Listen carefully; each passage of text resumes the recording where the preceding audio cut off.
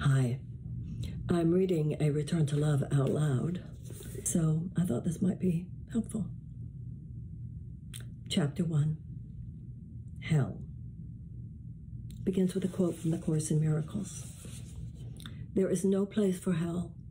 In a world where loveliness can yet be so intense and so inclusive, it is but a step from there to heaven. 1. The darkness. Quote from the Course. The journey into darkness has been long and cruel, and you have gone deep into it. Unquote. Many of us know in our hearts that we never really grew up. The problem isn't that we were lost or apathetic, narcissistic, or materialistic. The problem is we're terrified. A lot of us know we have what it takes, the looks, the education, the talent, the credentials. But in certain areas, we're paralyzed. We're not being stopped by something on the outside, but by something on the inside. Our oppression is internal. The government isn't holding us back, or hunger, or poverty. We're not afraid we'll get sent to Siberia. We're just afraid, period. Our fear is free-floating. We're afraid this isn't the right relationship, or we're afraid that it is. We're afraid that they won't like us, or we're afraid that they will. We're afraid of failure, or we're afraid of success. We're afraid of dying young, or we're afraid of growing old. We're more afraid of life than we are of death. You'd think we'd have some compassion for ourselves, bound up in emotional chains the way we are, but we don't. We're just disgusted with ourselves because we think we should be better by now. Sometimes we make the mistake of thinking other people don't have as much fear as we do, which only makes us more afraid. Maybe they know something we don't know. Maybe we're missing a chromosome. It's become popular these days to blame practically everything on our parents. We figure it's because of them that our self-esteem is so low. If only they'd been different, we'd be brimming with self-love.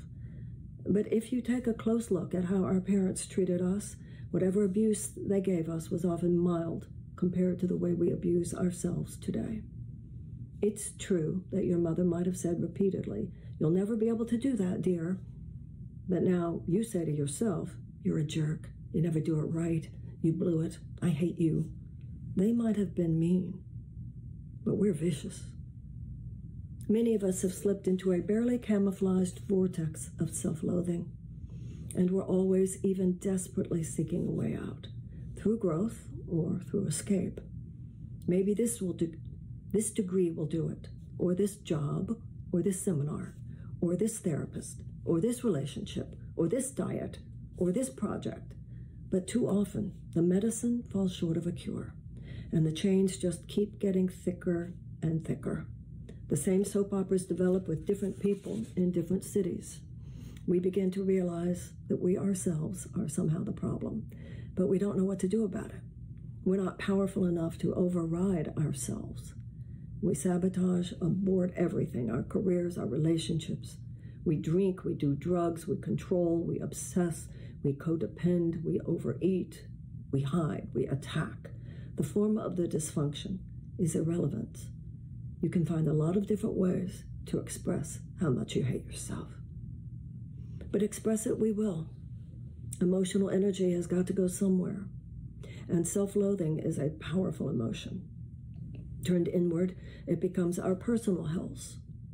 Addiction, obsession, compulsion, depression, violent relationships, illness.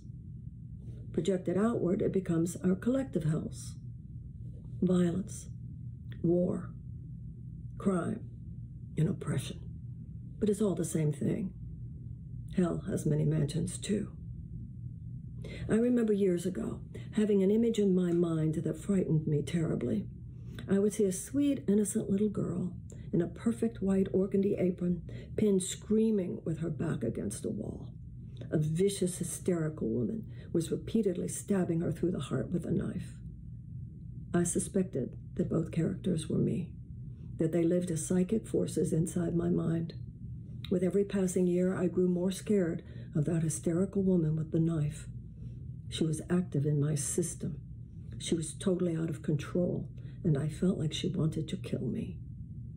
When I was most desperate, I looked for a lot of ways out of my personal hell.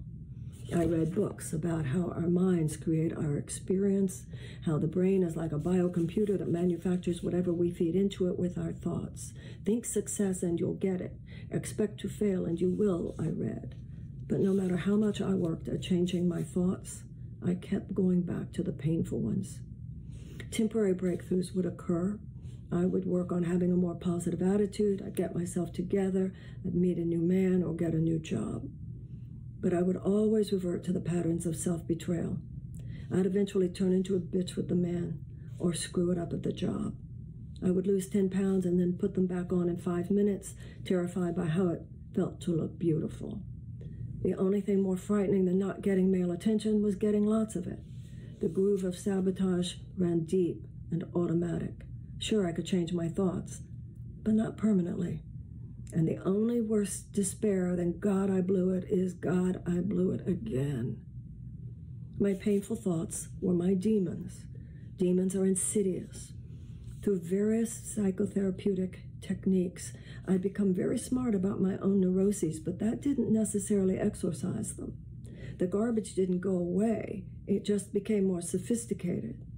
I used to tell a person what my weaknesses were using such conscious language that they would think, well, obviously she knows what her patterns are, so she won't do that again. Oh, yes, I would. Acknowledging my patterns was just a way of diverting someone's attention. Then I'd go into a rampage or other outrageous behavior so quickly and so smoothly that no one, least of all myself, could do anything to stop me before I had ruined a situation completely. I would say the exact words that would make the man leave or make someone fire me or worse. In those days, it never occurred to me to ask for a miracle. For one thing, I wouldn't have known what a miracle was. I put them in the pseudo-mystical religious garbage category. I didn't know until reading A Course in Miracles that a miracle is a reasonable thing to ask for. I didn't know that a miracle is just a shift in perception. I once attended a 12-step meeting where people were asking God to take away their desire to drink. I've never gone overboard with any one particular dysfunctional behavior. It wasn't drinking or drugs that was doing me in.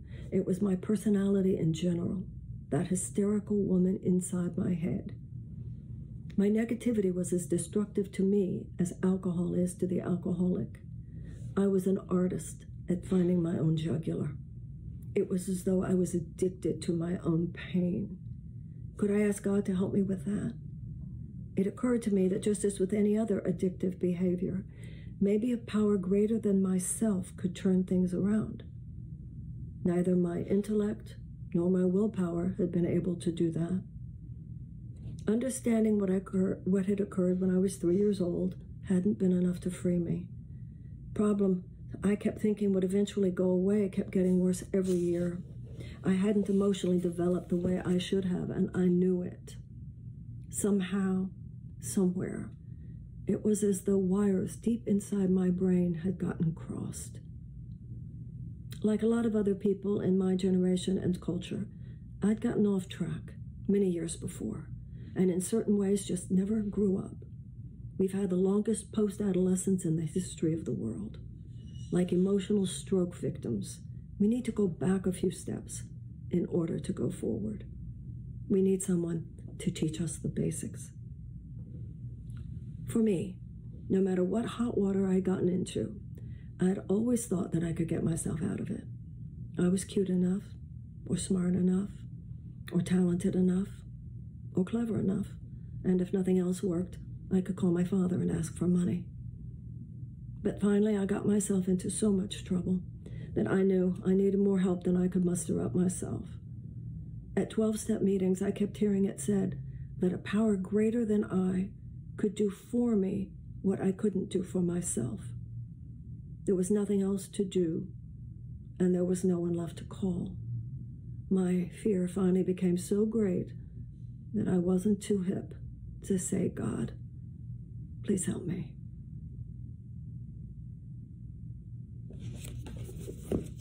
That was section 1.